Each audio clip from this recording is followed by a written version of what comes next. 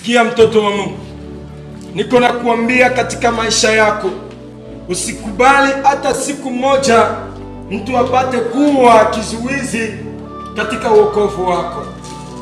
Nasema ukiangalia kitabu ya Kumbukumbu ya Torati sura yake ya 7 mstari wa 2 kuteremuka mpaka 4, Mungu iko na watayarisha wana wa Israeli.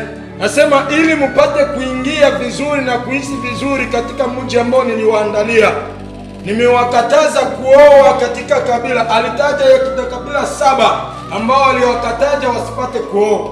Aliwakataza kwa sababu ya nini? Biblia inatupresize bien kusema ya kwamba wasije wakamigeuza, hamupase kuwaoea wala wapase kumiowea. Sikia mtoto wa Mungu, ingawa unaona kuna mtu yeyote ambao anaanza kusimama kama vile king'ang'anizi ama kizuizi cha wokovu wako, Biblia inatuambia bien inabidi kuachana naye. Sikia nikuambie, maandiko matakatifu ya Mathayo 18 kwenye mstari wake wa 7 mpaka 10, huko naenda kutuambia ikiwa ni mkono ambao utakuzuia usiingie katika ufalme wa mbingu, kata. Ikiwa ni jicho, toboa. Asema ni bora kuingia na jicho moja lakini uingie katika ufalme wa mbingu kuliko kuangamia na moto. Wewe ambao unaacha aliye pembeni yako anakuwa na kukosesha furaha, na uwezi ukaingia katika ufalme wa mbingu bila kuwa na furaha. Kumbe na kutabiria, ikiwa ni mke wako, ikiwa ni mume wako, niko na kuruhusu kama apende kusimama katika mapenzi ya Mungu, maandiko matakatifu iko natuambia uachane naye, kwa sababu yeye mwenyewe Yesu Kristo pale alipokuja, sikia nini alisema mtoto wa Mungu.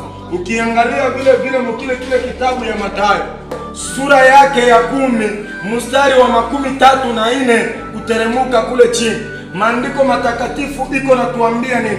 Inatuambia ya kusema ya kwamba msizani nilikuja kupatanisha bali nakuja kutenganisha. Wewe unafikiri alikuja kutenganisha nini? Alikuja kutenganisha kizuri na kibaya.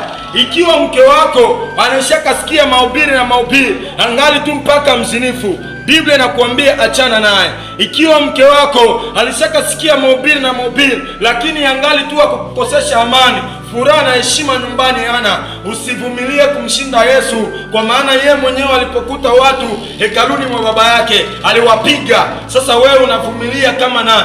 Unapovumilia unakuta mambo ibadilike. Hakuna chochote kitakuzuia kuingia katika ufalme wa mbingu. Ukijikosesha ufalme wa mbingu, mtoto wa Mungu, ujue ya kwamba unajikosesha wewe peke yako. Eti mume wangu sababu ni mpagani hataki niende kanisani na mie nekala chini. Achana na